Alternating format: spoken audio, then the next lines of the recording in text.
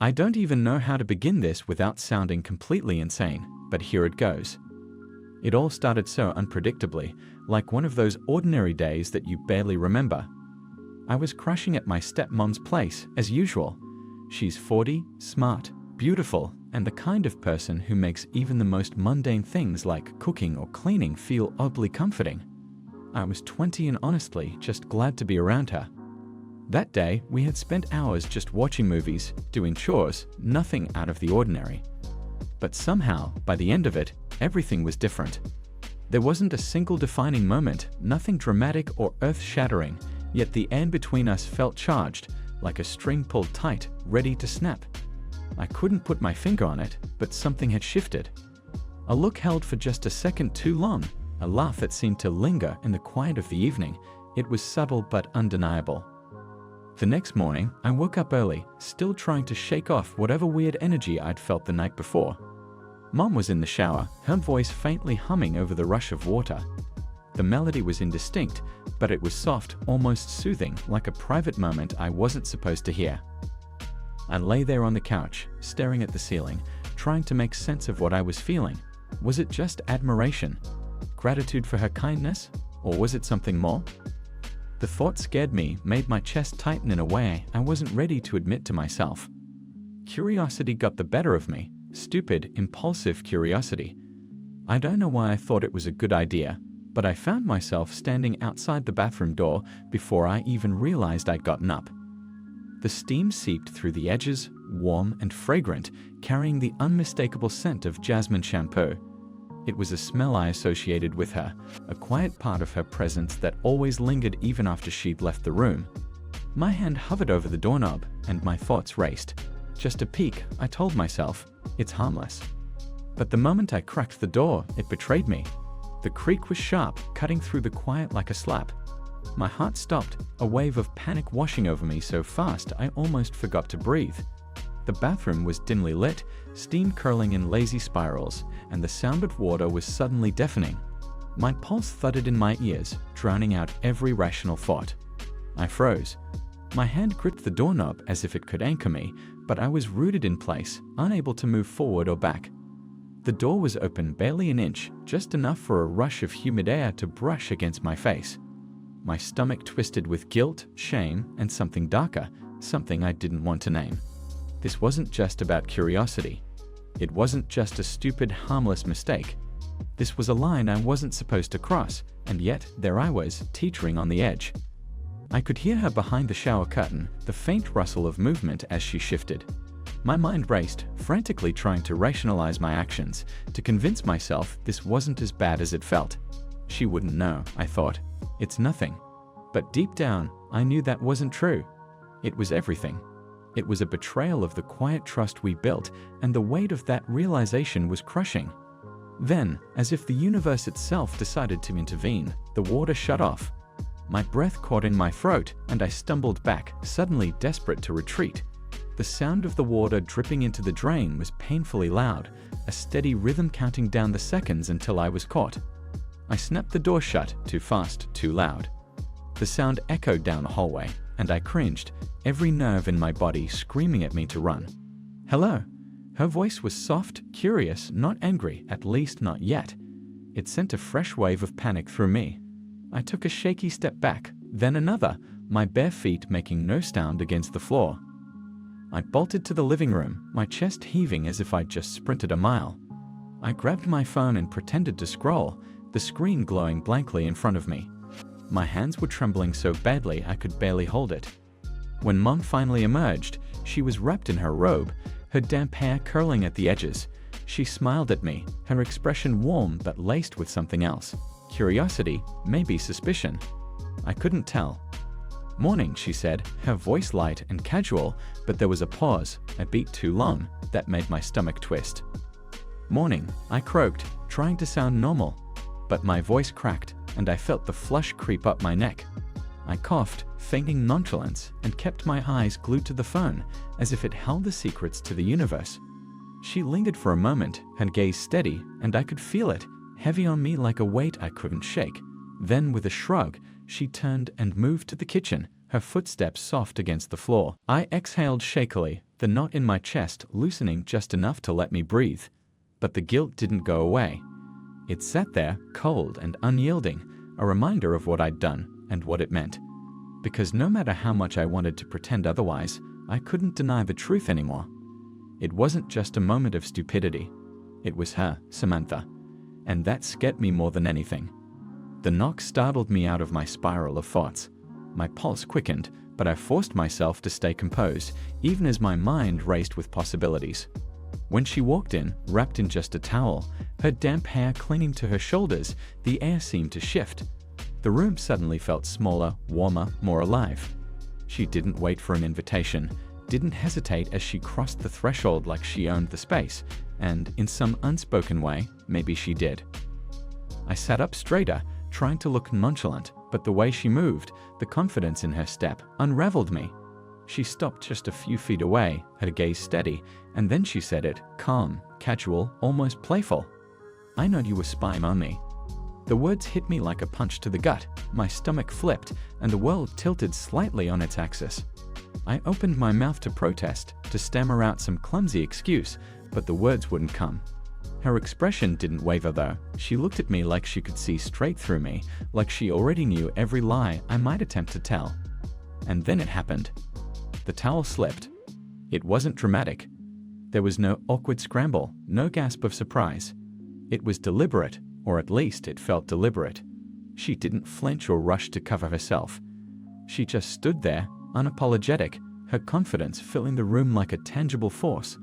My breath caught in my throat, and my heart thundered in my chest, so loud I was sure she could hear it. I couldn't look away. She was breathtaking, every inch of her radiating a kind of beauty that was more than just physical. It was her presence, her ease, her complete lack of shame or hesitation. She wasn't fazed, not even a little. She moved toward me and sat down on the bed, her proximity sending a jolt of electricity through me. And then, without a word, she kissed me. The first touch of her lips against mine was soft, tentative, but it ignited something inside me. The world seemed to blur and fade, leaving only the two of us in sharp focus. Her hands found their way to my face, her fingers cool against my flushed skin, and I melted into her, my own hands unsure but eager, resting on her hips. For a while, that's all that was kissing. Time felt meaningless, a concept too distant to matter. Her lips moved against mine like she'd been doing this forever, like she knew exactly how to unravel me with every touch, every soft press and lingering pause. My hands stayed light on her, cautious, afraid of doing something wrong, but she guided me without a word, her movements fluid and deliberate. The minutes stretched into something infinite, 20-30, I couldn't tell.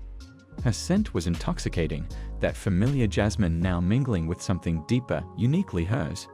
Her breath was warm against my skin, her presence overwhelming in the best way possible.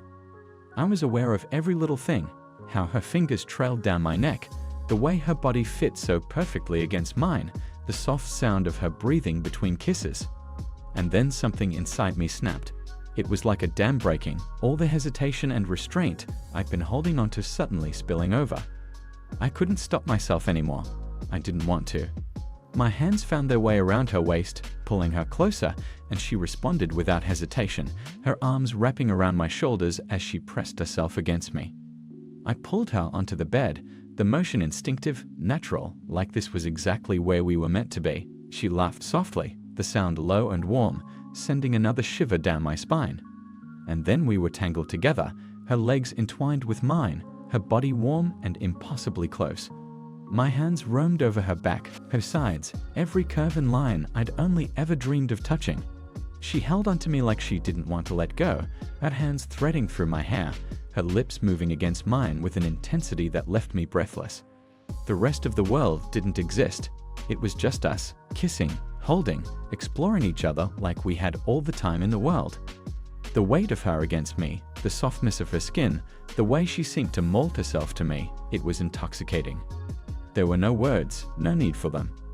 Everything we might have said was spoken in the way our bodies moved, the way our breaths mingled and our hearts pounded in unison. and for the first time, I let myself forget everything else. When I woke up, the sunlight was streaming through the thin curtains, casting soft, golden patterns on the walls. For a moment, I forgot where I was, the hazy warmth of the previous night still clinging to my skin. Then it hit me, and my heart did a slow, heady flip. Samantha. The bed felt too big without her next to me, the absence of her warmth stark and almost jarring. I sat up, rubbing my eyes, and that's when I noticed the smell, something savory, buttery, familiar. Breakfast. The kind of smell that made mornings feel less daunting.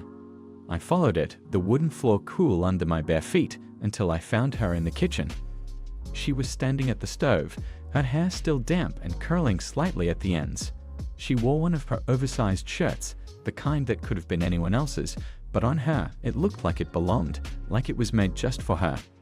The fabric skimmed her thighs, and I couldn't help but notice how effortlessly beautiful she looked, even doing something as ordinary as flipping pancakes.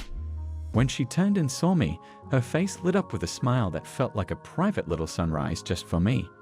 "Good morning," she said, her voice soft and easy, like we'd been waking up like this together for years. She handed me a plate without a second thought, as if this moment was the most natural thing in the world. "You should shower," she added casually, her eyes twinkling with a mix of mischief and something else I couldn't quite place. I wanted to linger, to watch her move around the kitchen, but I nodded, muttered something vaguely coherent, and shuffled off toward the bathroom. My mind was a swirl of emotions, contentment, disbelief, a giddy kind of excitement I hadn't felt in years. The hot water was a welcome distraction, steam filling the small space as I let the night's events replay in my mind. Every kiss, every touch, it felt like a dream, too perfect to be real. I closed my eyes, leaning against the tiled wall, letting the water wash over me. Then the sound of the door opening snapped me back to the present. I froze, my heart leaping to my throat. Before I could say anything, Samantha stepped in, completely unbothered by the intrusion. She didn't hesitate, didn't ask for permission. She just slid in like it was the most normal thing in the world. My breath caught as I took her in, her skin still glowing faintly from the morning light, her confidence disarming and magnetic. She smiled at me, a small, knowing smile, as if she could read every thought racing through my head. We didn't say a word. There was no need to. The silence between us wasn't awkward or uncertain. It was full, electric, charged with everything we couldn't quite articulate. She stepped under the stream of water, her hair darkening as it soaked, tiny rivulets tracing down her shoulders and back. I couldn't help myself. I reached out, brushing a strand of wet hair from her face, and she leaned into my touch, her eyes closing for just a moment. Then she kissed me, slow and deliberate, her lips warm and soft against mine, despite the coolness of the water now running over us.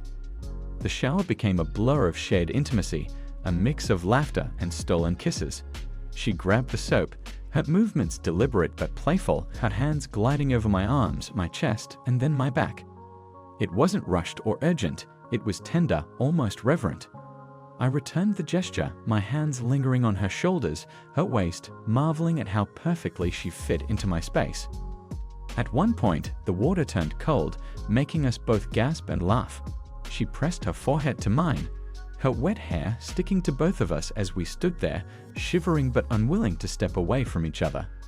It was ridiculous and imperfect, and somehow exactly what I wanted, what I needed.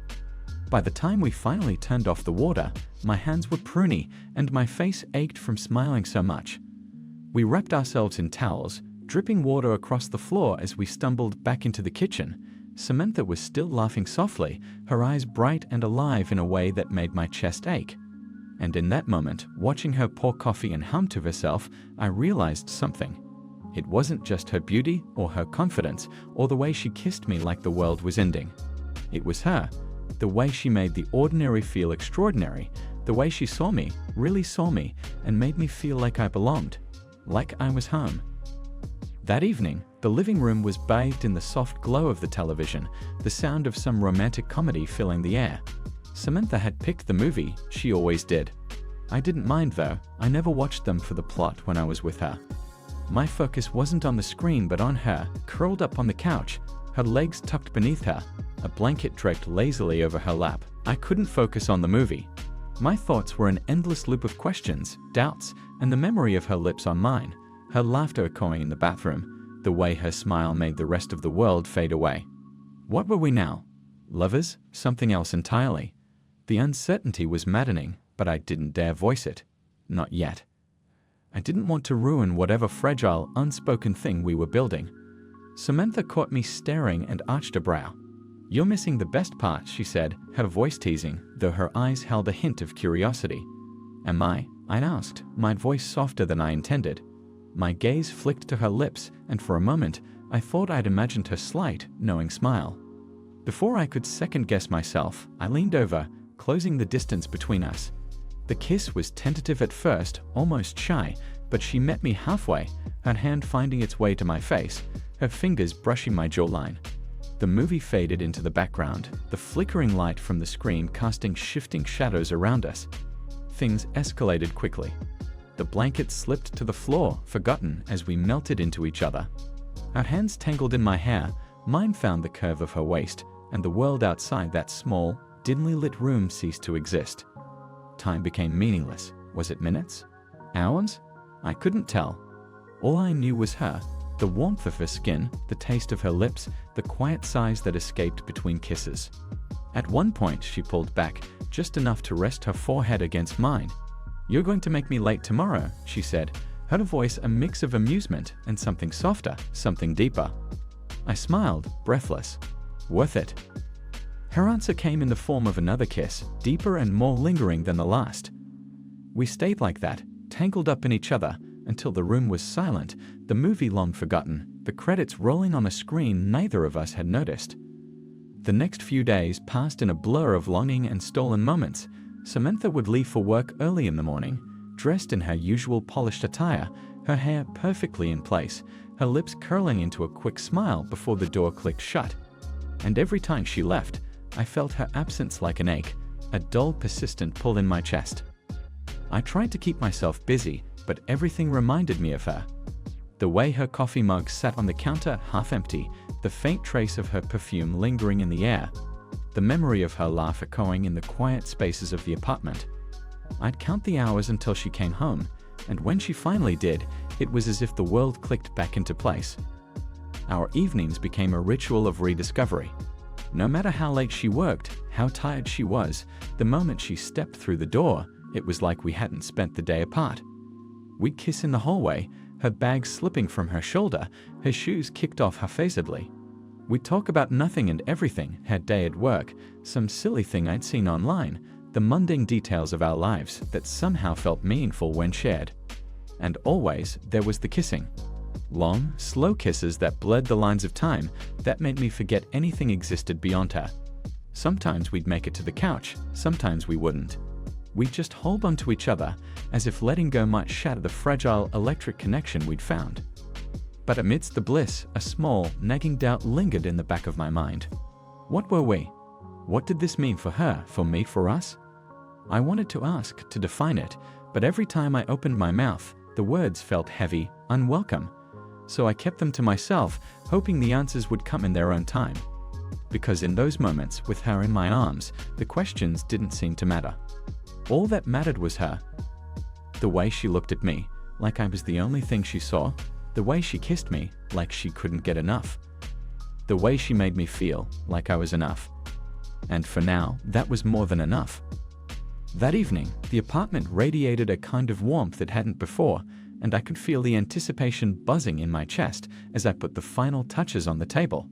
Candles flickered gently, casting soft shadows on the walls, and the faint scent of lavender from the bath I'd drawn lingered in the air.